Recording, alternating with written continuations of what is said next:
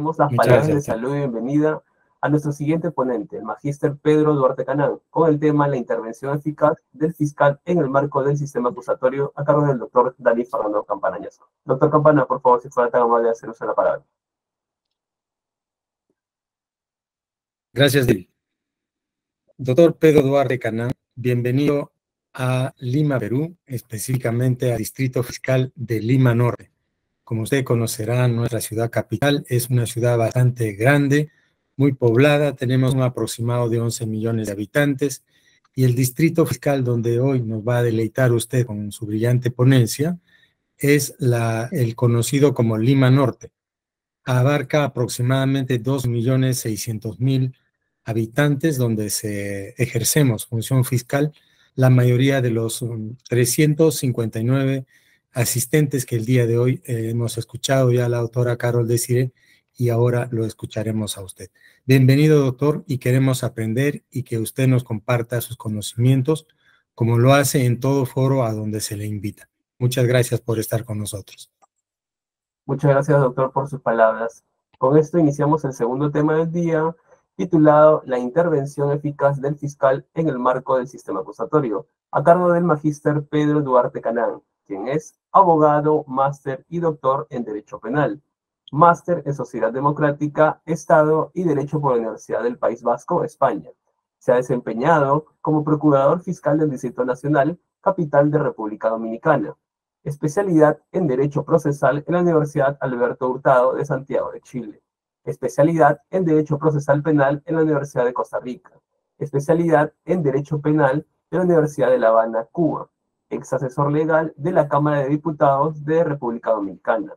Profesor principal de la Universidad Católica Santo Domingo. Se desempeñó como fiscal nacional del Colegio de Abogados de la República Dominicana y está certificado por 16 universidades latinoamericanas como conferencista internacional. Muy buenas noches, magíster Duarte. Sea bienvenido al Perú. Por favor, si fuera tan amable de dar inicio con su ponencia. Y en el ritual del introito, pues debo saludar al doctor Marco Antonio Yaipen Zapata, quien es fiscal superior y presidente de la Junta de Fiscales de Lima, Lima Norte, República del Perú. Y de igual forma, pues extender el saludo al doctor Dani Campana Añasco, fiscal superior, Lima Norte, y coordinador de las fiscalías de violencia contra la mujer e integrantes del núcleo familiar. Asimismo, pues hacer extensivo el saludo a todos los fiscales que componen el Ministerio Público de Lima, Perú, docentes, delegados internacionales, togados, togadas, y de manera personal, pues extender una salutación al profesor Walter Ceballos Arango, desde aquí, desde Santo Domingo, República Dominicana. Bueno, vamos a conversar en esta noche sobre aspectos troncales de ese actor principalísimo que es el fiscal, el Ministerio Público, contextualizado en el esquema acusatorio, inspirado y apoyado en principiología postmoderna. El rol del fiscal en el marco del sistema acusatorio que opera, pues, en la mayor cantidad de países de nuestro continente americano.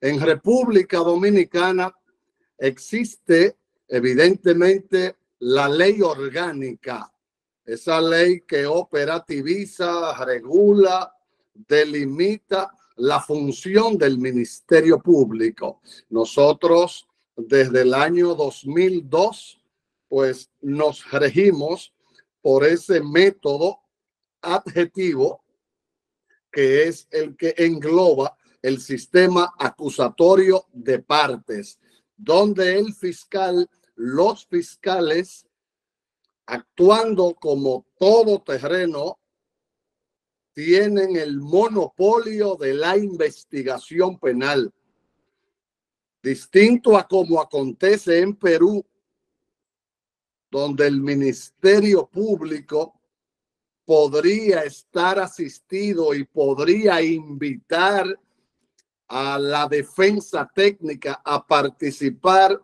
en esa estructura procelosa de la investigación penal. En Dominicana, el fiscal tiene el monopolio no solo del ius puniendi, sino que es el protagónico exclusivo en la estelaridad de principiar y finiquitar una investigación penal apoyada en múltiples hipótesis y que es lo que podría garantizar la supervivencia de la acusación penal. Una de las críticas más puntuales que hemos producido, críticas en principio con una tabla de propuestas, crítica en principio, a veces acre, muy cruda la crítica, pero creemos en la propuesta para futuros planes de mejora. Y uno de los aspectos que más hemos criticado en cuanto a la operatividad del Ministerio Público en Dominicana es el fenómeno acelerado de lo que alguien dijo, el proceso de McDonaldización de la Administración de Justicia Penal. Es decir, ese poder judicial en República Dominicana encargado de hacer cumplir las leyes tiene evidentemente ese órgano de justicia con categorización sustantivizada, ese Ministerio Público con una ley orgánica fichada con el número 133/2011, entonces delimita, visibiliza toda la actuación operativa, administrativa de ese órgano de justicia con rango constitucional. Pero existe una degradación agresiva, hay una tendencia agresiva en el proceso de la McDonaldización. El McDonald's es una hamburguesa que tiene una métrica, tiene los mismos insumos, tiene el mismo coste, tiene el mismo sabor, tiene la misma longitud.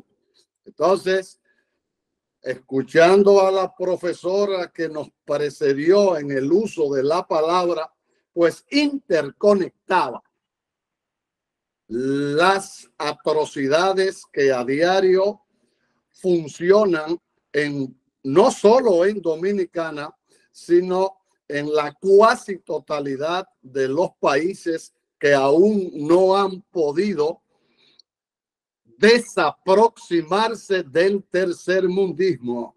Es decir, en este esquema acusatorio de partes o esquema acusatorio adversarial, como el caso de Colombia, acusatorio de partes Perú, República Dominicana, acusatorio de partes en México, acusatorio adversarial en Colombia.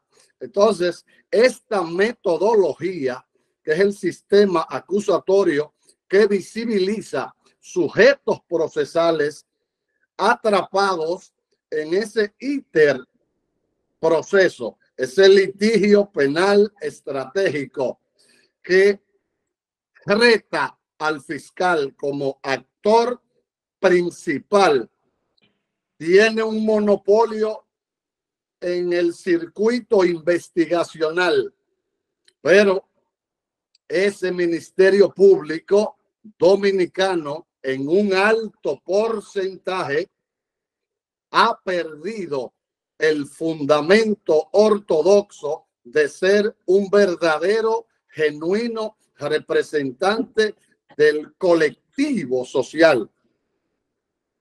Fiscales usan comúnmente la estrategia subrepticia y vulneradora del proceso penal justo en el momento de la formulación de los cargos.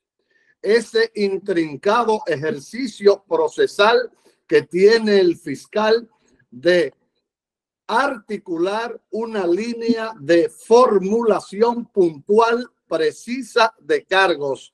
Y acontece con frecuencia que el fiscal, cuando finiquita, cuando concluye el acto conclusivo y opta por la acusación penal para ir ante un juez de garantías y someterse al escrutinio de la fase intermedia, audiencia de preparación de juicio oral, entonces se está produciendo de manera aviesa una actuación de formular cargos a medias y pretender completarlos en el interregno del juicio oral, juicio de fondo, juicio criminal, de una argumentación que han denominado muchos de los fiscales como ampliación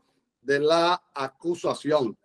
Este método acusatorio adversarial de partes, cobijado en una bitácora principiológica, conmina a los sujetos procesales a realizar la más fina, exquisita y transparente actuación en aras de lograr todo el bloque de galvanización de una cartilla de derechos fundamentales, no solo a favor del encartado, justiciable, imputado, indiciado o sindicado, sino la respetabilidad de la tutela judicial a los derechos de las víctimas. Es decir, esa degradación, ese proceso de erosión, esa McDonaldización, ese resquebrajamiento en la actuación fiscal se profundiza cuando un fiscal investigador, que es evidentemente amo y señor de la investigación, ¿quién es el fiscal que se presenta in situ o al lugar del hecho o a la escena del crimen? Entonces se separa la conceptualización del fiscal investigador y el fiscal litigante. Ese Ministerio Público, con el engagement de esa principiología que la autodefine como una institución única e indivisible, pues en la operatividad del día a día, entonces existe un fiscal investigador que fue el miembro del Ministerio Público que tuvo el primer contacto con esa línea de los indicios. Ese fiscal investigador que fue el que participó en el bloque de la semaforización de la escena del crimen. Ese fiscal investigador que recibió de la propia escena o del lugar del hecho. El patólogo expresa con frecuencia que el cadáver te habla, el cadáver te ofrece información. El patólogo imbuido en esa labor noble pero escabrosa de consumar la necropsia judicial o la necropsia privada, ese patólogo interactúa con el cadáver y se producen las metáforas, se produce ese ejercicio silencioso entre el patólogo y el cadáver. Entonces, las principales evidencias las ofrece la propia escena o el propio lugar del hecho, atendiendo a cuál de las 4 hipótesis se refiera la investigación, hacia dónde apunta la hipótesis número 1 de muerte natural, hipótesis número 2 de muerte accidental, hipótesis número 3 del suicidio o hipótesis número 4, muerte violenta. Es decir, el contexto acusatorio adversarial de partes coloca al Ministerio Público en la indelegable función de optimizar su labor de servidor público. Y cuando ese fiscal investigador recibe, acepta una línea de su superior inmediato, que es un fiscal superior a él, que siente animadversión o por los casos de femicidio, por los casos de feminicidio, por los casos de robo en casa habitada. Entonces, cuando ese fiscal investigador se deja subyugar, se deja manipular, se deja influenciar por una orden de su superior inmediato, evidentemente que traiciona los fundamentos más genuinos, no solo de la ética de un servidor público, sino que está traicionando los fundamentos indelegables de una función holística, integral, límpida. El fiscal nunca podrá ser objetivo. ¿Por qué? Porque la ley orgánica que crea el Ministerio Público en República Dominicana, uno de los principios clave de esa ley orgánica del Ministerio Público en Dominicana, repito, ley número 133/2011, reserva un espacio importante al principio de la objetividad. Está el fiscal diseñado, concebido, estructurado para, en su pesquisa, colectar indicios y evidencias a descargo y las ofertará a favor del indiciado ante un juez de control, juez de garantías, juez de la instrucción. Están los fiscales mínimamente formados, diseñados, manipulados, adoctrinados solo para acusar. Entonces, más que acusar, representar con decoro, con dignidad los intereses colectivos, los intereses sociales, la normativa procesal penal dominicana tiene un articulado que encuentra su domicilio y residencia en ese texto adjetivo y plantea que en esa actuación de diligencias preliminares, antes de entrar en el circuito de la primera etapa del proceso penal, que es la esfera preparatoria, Dominicana tiene un cuadro descriptivo, adjetivo, sustantivo, de 5 etapas que caracterizan lo que es el proceso penal. Perú habla de 6 etapas porque ustedes tienen el bloque de las diligencias preliminares, como antesala a lo que en Dominicana sería la primera etapa del proceso, que es el círculo preparatorio, donde ese Ministerio Público, que no es más que un director legal de la pesquisa, de la investigación.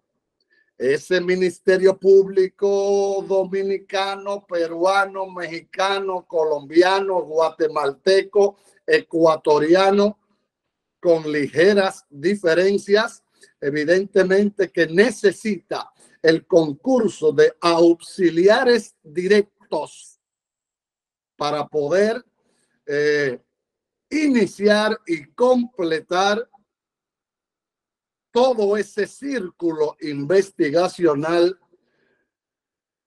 que le permita entonces la colección de la línea de los indicios, las evidencias que posteriormente se convertirán en pruebas. ¿Por qué cuando hablamos de que es una vulgaridad procesal por parte de un fiscal pretender ampliar la acusación en el juicio oral? Si se acusa a un individuo de cometer un homicidio voluntario, es decir, esto sería el fáctico nuclear en el acto conclusivo. El elemento nuclear de ese acto conclusivo es un cargo por homicidio voluntario. Pero acontece que durante el debate de fondo, el fiscal pretende ampliar la acusación de homicidio a asesinato. Y evidentemente esto implica una alteración en cuanto a la cuantía de la pena. El homicidio como un tipo penal abierto y el asesinato como un tipo penal cerrado, pues evidentemente que hay una diferenciación en la escala de penalización del tipo penal demostrativo, del tipo penal abierto, del tipo penal cerrado. Y una de las quejas que se promueven con frecuencia es que en ocasiones el juez nacional, en su motivación, deja sentadas las bases. Alegan y motivan muchos jueces que no hubo la supuesta indefensión argumentada por la defensa técnica y que los hechos se mantuvieron intactos. Es decir, es la actuación del juez penal pusilánime, es la actuación del juez penal hincado, ese juez penal arrodillado, contaminado, ese juez penal apocado, que en ocasiones legaliza, legitima actuaciones truculentas, verduleras, alejadas de la fundamentación legal y legítima, el ser y el deber ser. Entonces, la Constitución dominicana, esa carta política dominicana, pues evidentemente sentó las bases desde el año 2010. Nuestra carta política, a partir del año 2010, la vigente actualmente, evidentemente deja sentadas las bases de la consumación, de la constitucionalización del proceso penal en República Dominicana. El ensanchamiento acusatorio, ese rol tergiversado, ese rol desaproximado de los criterios más sólidos en materia de actuación pundonorosa. El fiscal debe ser pundonoroso. El fiscal debe ejercer su rol con honor, con transparencia. Entonces, cuando el Ministerio Público pretende ensanchar la órbita de la acusación penal de manera tardía y fuera del control judicial previo, está vulnerando garantías frente a un poder ilimitado, ese poder ilimitado lleno de soberbia en ocasiones de fiscales que se creen dueños de una actuación y entonces deciden presentar los cargos a cuentagotas. Y fíjense que esto me permite rápidamente recordar los orígenes y la evolución del Ministerio Público. Y desde la época de Felipe IV, el Hermoso, cuando uno vuelve a reencontrarse con esa historiografía decimonónica y se adentra en ese intrincado pero sutil mar de la historiografía, en el año 1303, en la Francia, antes de la Francia imperial, Felipe IV, conocido como Felipe el Hermoso, dictó una resolución ordenanza por la que se creaban los procuradores del rey. Y en esta época hay fiscales que se han llegado a creer que son los procuradores del Poder Ejecutivo y olvidan que son simples delegatarios de los intereses sociales.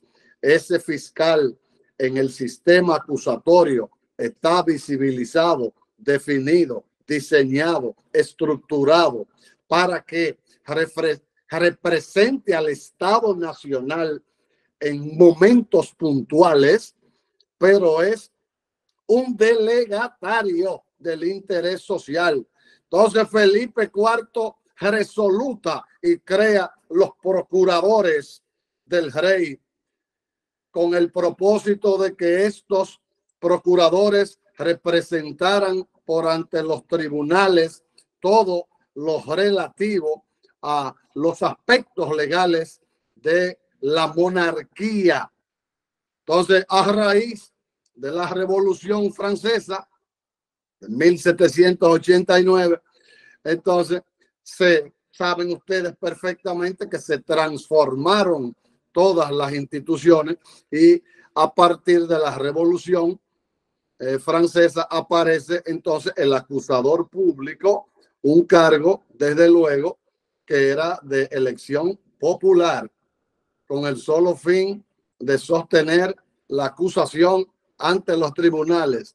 Y entonces esa respuesta dialéctica, esos trazos históricos dialécticos nos conducen al escenario de que luego de la Revolución Francesa, ya para el año 1808, se expide y surge en Francia el Código de Instrucción Criminal, ese que estuvo vigente en República Dominicana durante más de una centuria, ese Código de Instrucción Criminal de la íntima convicción, y ya para el año 1810 era una realidad en Francia la ley de organización judicial, y de la combinación de ese Código de Instrucción Criminal francés con la ley de organización judicial, entonces surge el Ministerio Público francés. Ya para esa época, su función abarcaba la magistratura judicial y la gestión administrativa, representando evidentemente al gobierno en los tribunales. Ya en la Inglaterra medieval, en esa Inglaterra medieval para el 1277, Ustedes saben perfectamente, igual que yo, que existió el General Attorney, el abogado general, el General Attorney angloamericano, y era elegido y nombrado por el rey entre los juristas más notables. El General Attorney era el responsable de todos los asuntos de la corona. Bueno, ese ciclo histórico, evidentemente indetenible, nos trae a la época contemporánea, y si retrocedemos más atrás, el resultado no será tan agradable. Un punto desconcertante y nuclear de este tema es la postura de nuestra Corte Suprema de Justicia en República Dominicana. Hay una tendencia, hay una línea, hay un movimiento pendular en nuestra Corte Suprema, y esa tendencia se identifica con avalar, legitimar, aplaudir esta estrategia fiscal de ofertar cargos a cuentagotas y pretender ampliarlos en un juicio. Eso no es un fundamento de la ley orgánica del Ministerio Público, ni en Dominicana, ni en ningún país del circuito continental. Esto muestra evidentemente la urgencia de impedir, y nosotros tenemos que continuar con estas prédicas académicas hasta el agotamiento. Esto muestra la necesidad urgente de impedir que el Ministerio Público termine con esa práctica aviesa. Es decir, si no concurren hechos nuevos, evidentemente que tú tienes un veto, tú tienes una veda que vulnera y se inscribe como una puñalada en el corazón de un sujeto que, si bien es cierto, pudo haber entrado en conflicto con la ley penal, no menos cierto es que la aspiración de un togado litigante debe ser un juicio justo para su cliente, con igualdad de armas, con una litigación oral que no sea temeraria y con jueces que sean capaces de tutelar, de amparar esas garantías judiciales identificadas y plasmadas en nuestras constituciones.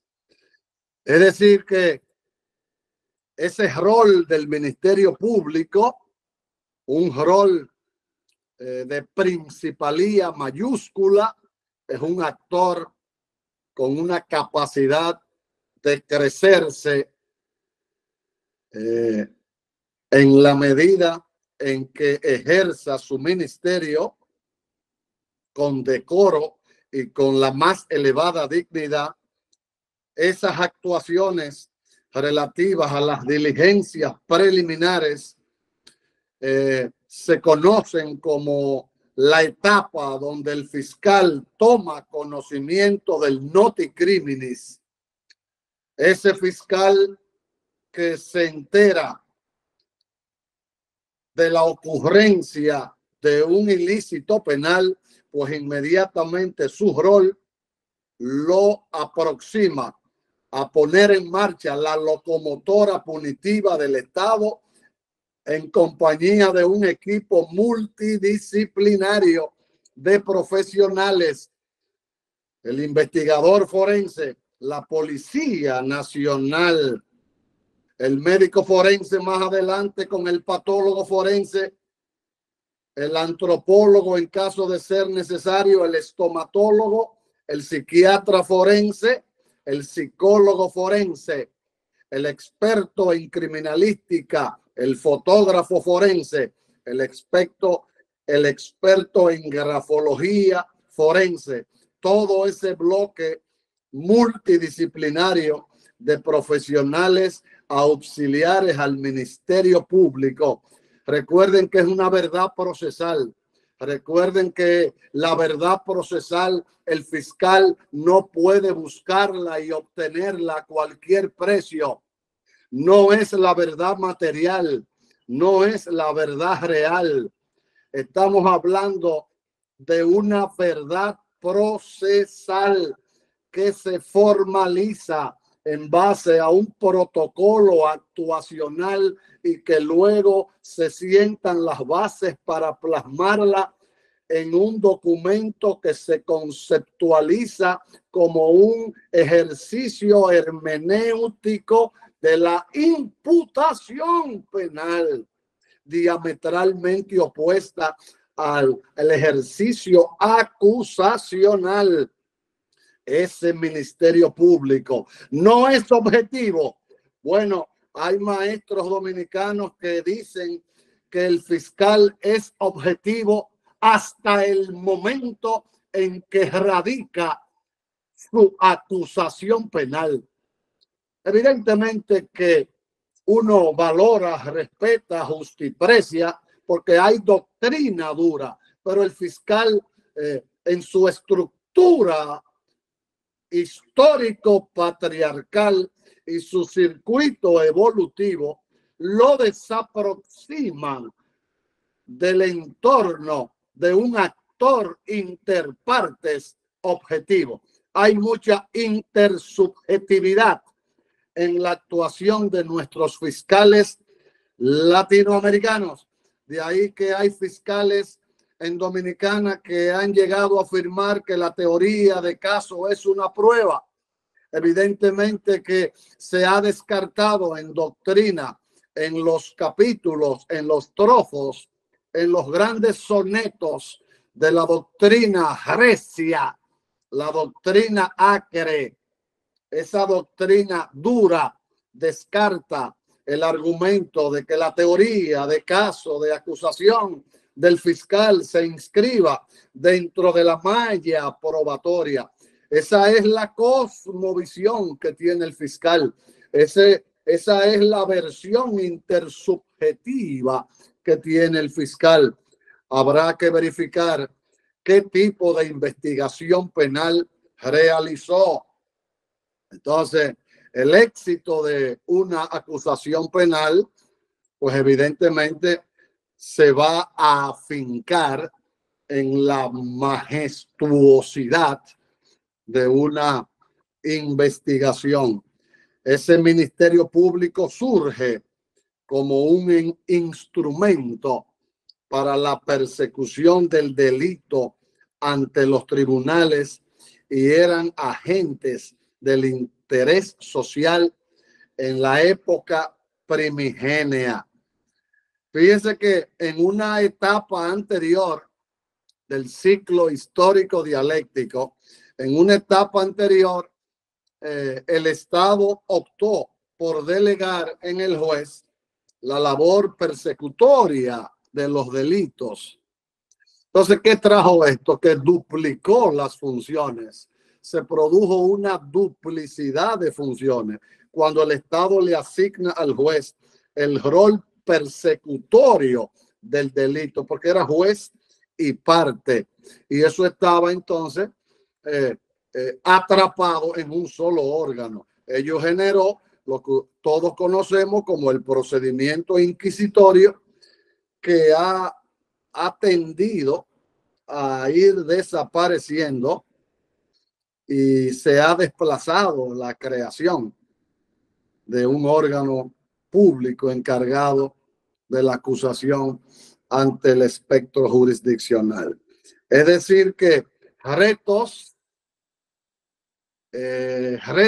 a borbotones. Los fiscales dominicanos y los continentales están ante un escenario de desafíos extraordinarios, la capacitación y la actualización de los aspirantes a fiscales, lo que en Dominicana se llama la Escuela Nacional del Ministerio Público, el fiscal de carrera, no un fiscal formado a la carrera bajo el mecenazgo de un cacique político que tras bastidores pudiese intervenir e influir para la aprobación de un examen de oposición y luego se logre la entrada al círculo persecutor del escalafón de ese ministerio público. Mucho cuidado con ese proceso de formación, capacitación de los futuros fiscales ante los poderes salvajes, las élites, los poderes fácticos, el empresariado, lo que el maestro Luigi Ferrajoli denominó majestuosamente como ese poder salvaje, ese mecenazgo. De ahí que reitero la postura compartida en otros foros academicistas de que tanto el juez como el fiscal deben tornarse ingratos. La primera característica que debe presentar el juez y el fiscal es la ingratitud. Aunque parezca crudo de entrada, ingratitud ante el escenario hipotético de que el mecenas, el patrocinador, el miembro de ese poder salvaje pida un favor y esto implique que ese juez o ese fiscal tenga que traicionar la principiología ética, adjetiva y sustantiva. Razona, instrúyete, lee. O sea, donde hay amor, difícilmente haya miedo. Por eso me inscribo en el grupo de los que piensan que el reto debe ser el siguiente: instrúyete, prepárate, lee, razona. Los fiscales latinoamericanos necesitan ejercer su ministerio en base a una crítica inteligente, el pensamiento crítico, educar su inteligencia emocional y hacer una crítica inteligente. Yo como fiscal investigador y que tengo 3 de las 4 hipótesis articuladas y voy a comenzar a descartar la hipótesis 1 y 2 para quedarme con la hipótesis 3. Yo como fiscal investigador tengo que tener el arrojo, el coraje, la ponzoña de decirle a mi superior: la línea de investigación está en nuestras manos. Y no es verdad que yo voy a traicionar la bitácora investigacional, ético-jurídica, constitucional ante un pedimento que usted me hace. Entonces, no solo se requiere buena formación académica, no basta con la buena formación académica para tener un ejercicio decoroso, puro, límpido, integral, cerca de la epistemología y convertirse entonces en un auténtico profesional, ese profesional capaz siempre de respetar a su superior, pero con donaire, con elegancia, con un lenguaje prístino, decirle: usted es mi superior, pero nosotros no vamos a poder complacerlo porque eso riñe con la ética y riñe con nuestro protocolo. Usted está sentado en su despacho y yo tengo 29 días inmiscuido en una investigación penal. El primer contacto con la sangre lo tiene la policía. A veces criticamos severamente la policía, nos quejamos de nuestros policías, pero en los delitos de sangre, ¿quiénes son los actores que tienen el primer contacto con la sangre? En ocasiones el fiscal no ha llegado y está la policía, auxiliar directo del Ministerio Público.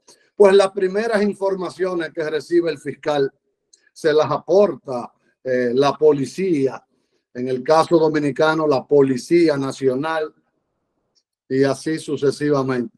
Es decir, pensar en la posibilidad de que continuemos con estas prédicas académicas harto necesarias e importantes para poder contribuir desde la academia con una multiplicidad de mejoras. Creo en la crítica inteligente, aunque sea acre. No es nada personal. Es una crítica académica, científica, metodológica, apoyada en estadísticas, apoyada en una metodología de la investigación. Yo tengo un planteamiento del problema, una formulación del problema, tengo las hipótesis y las variables. Esto no es personal. Solo una mente educada es capaz de escuchar un razonamiento en contrario sin necesidad de aceptarlo. Entonces, ese fiscal me apasiona mucho el rol y yo trabajé durante 5 años en ese circuito dentro de el rol de fiscal investigador, y evidentemente que agradezco mucho al Ministerio Público Dominicano, al presidente de la República ya fallecido, que me designó a través de un decreto presidencial, y evidentemente que hay una gratitud eterna a la institución del Ministerio Público Dominicano, por lo que, señor fiscal superior, doctor Yaipen Zapata, y doctor Campana Añasco, desde Santo Domingo, República Dominicana, pues reiterarle un afecto online, agradecerles la invitación que nos cursaron, y que el enlace fue el amigo y profesor Walter Ceballos Arango. Gratitud por siempre para ustedes, doctor Campana Añasco y Yaipen Zapata, así como a todo el bloque de fiscales y personal administrativo. Parabienes para ustedes, los mejores parabienes en un aniversario más del Ministerio Público de ese país hermoso que tuve el honor de conocer en el año 2010. Aspiro a regresar. Hay unas 5 ofertas que aspiran a llevarnos de nuevo al Perú, y con la gracia del Dios del cielo sé que eso será una realidad. Pronto estaremos en la Universidad de San Marcos, y estaremos en Ecuador, e inmediatamente estaremos luego en la Universidad de La Plata en Argentina. Un auténtico abrazo y que tengan buenas noches. Muchas gracias, Magíster, por su interesante y magnífica ponencia. Finalizada la presentación de nuestro expositor, daremos inicio a la ronda de preguntas. Doctor Duarte, tenemos algunas consultas que nos han hecho llegar de manera interna y algunos usuarios que han levantado la mano. Si me permite, pasaré a darles la palabra o leer las preguntas para que puedan ser resueltas por su persona. Uno de los asistentes, llamado el doctor Yomar Pérez, hizo el siguiente comentario. El maestro Binder dice que el carácter de buena fe del fiscal lo convierte en un monstruo de dos cabezas. Lo llama el poder bicéfalo. ¿Qué opinión tiene respecto al comentario, doctor? El maestro Alberto Binder es una leyenda, una figura respetada, pero uno escucha, lee, estudia, valora. Yo estoy inscrito en un minúsculo segmento de doctrinarios que plantean que el Ministerio Público fue un invento, uno de los tantos inventos del siglo XIX. Esa es la opinión del profesor Binder. No es objetivo el Ministerio Público, no hay rasgos de objetividad. Multicefálico, bueno, es un instrumento del sistema, por lo que yo conservo las esperanzas de que hay planes de mejoras. Ahí hay un circuito generacional que recibirá las antorchas, pero no satisface las expectativas en pleno siglo XXI.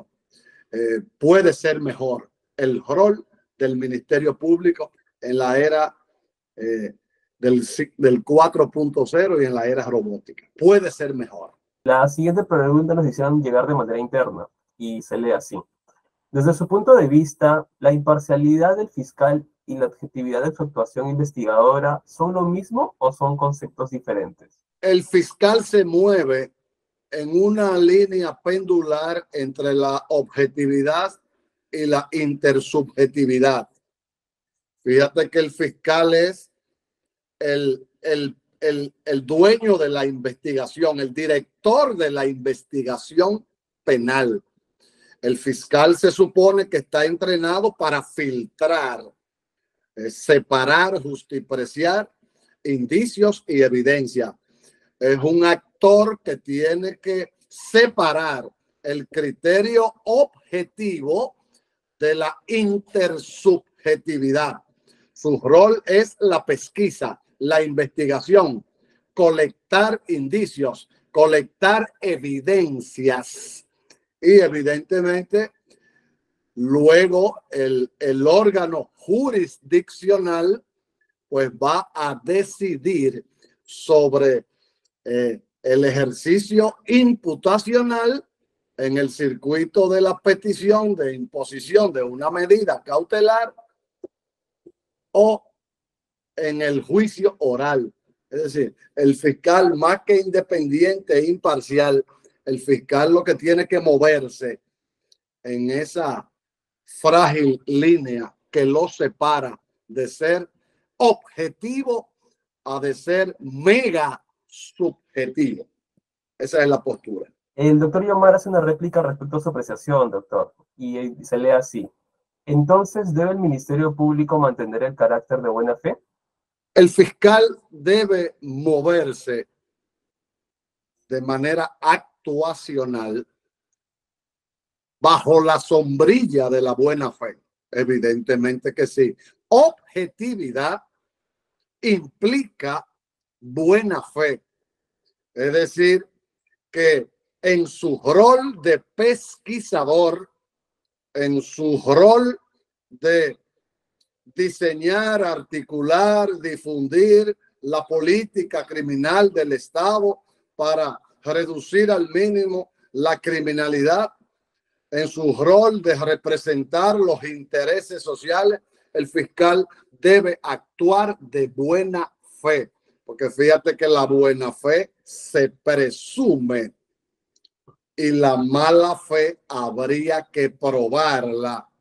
Se presume que el fiscal actuó de buena fe, una especie de juris tantum, hasta prueba en contrario. Y si se demuestra a posteriori que el fiscal cometió fraude procesal, que actuó de mala fe, no solo compromete su cargo, sino que en Dominicana compromete su responsabilidad penal y patrimonial ante el eventual encartamiento por ante la instancia relativa a un juicio disciplinario que luego podría pasar a la jurisdicción penal ordinaria. Es decir, el fiscal debe actuar de buena fe. Y es lo que se presume, evidentemente. Muchas gracias por su respuesta, doctor. Y también agradecemos a todas las personas que intervinieron durante la ronda de preguntas. Con esto damos conclusión a la sesión del día de hoy. Que tengan muy buenas noches. Hasta la próxima.